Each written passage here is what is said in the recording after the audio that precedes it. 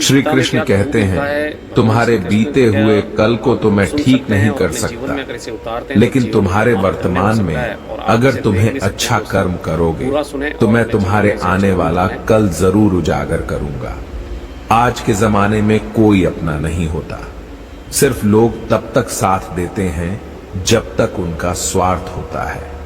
अगर कोई अकेला है तो इसका मतलब यह नहीं कि उसे कोई पसंद नहीं करते, बल्कि वह अकेला इसीलिए है उसने दुनिया की औकात देखी है। लोगों को परखने की आदत डालो। जैसे हर चमकती चीज सोना नहीं होती, वैसे ही हर अच्छा दिखने वाला इंसान सच्चा नहीं होती।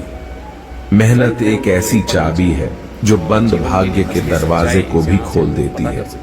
डाली से गिरते हुए पत्तों ने क्या खूब कहा है कि अगर बोझ बन जाओगे तो अपने ही तुम्हें गिरा देंगे। क्रोध को प्यार से, बुराई को अच्छाई से, स्वार्थी को उदारता से और झूठे व्यक्ति को सच्चाई से जीता जा सकता है। जिस तरह समुद्र के खारे पानी को गर्म करने के बाद नमक के कण दिखाई देते हैं, ठीक उसी तरह से जब हम ध्यान, भक्ति और तप करते हैं तब हमें भगवान के दर्शन होते हैं। इसके लिए हमें हमारी बुराइयों को छोड़ना पड़ता है, तभी हम ईश्वर को प्राप्त कर सकते हैं। अगर आपको बहुत सारे परेशानियों से गुजरना पड़ रहा है तो आप खुश हो जाएं, क्योंकि भगवान की नजर आप पर है। देर से ही सही, लेकिन वो आपकी जरूर सुनेंगे। इंसान का भाग्य उन्हीं के कर्मों का फल होता है जो उसने अतीत में किए हैं। इसी तरह वो लोग जो आज कर्म कर रहे हैं वो उनके आने वाले कल का निर्धारण करते हैं।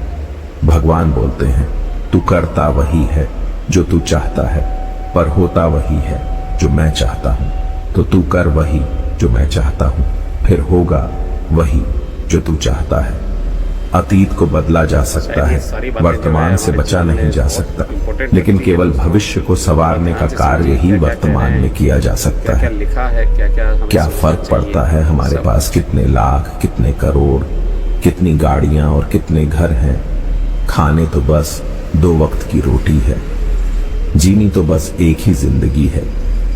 फर्क सिर्फ इस बात से पड़ता है कि हमने कितने पर खुशी से बिताए, कितनों की खुशी की वजह हम बन पाए। सुख दुख एक सिक्के के 2 पहलू हैं। जहां सुख होगा वहां दुख भी होगा, और जहां दुख होगा वहां सुख भी होगा।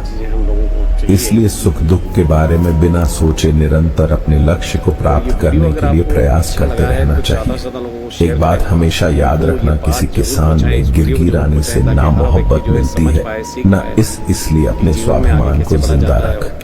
कोई अगर आपकी किस्मत में होगा तो वह आपके पास खुद भी चलकर आएगा। दूसरों को हराने का मौका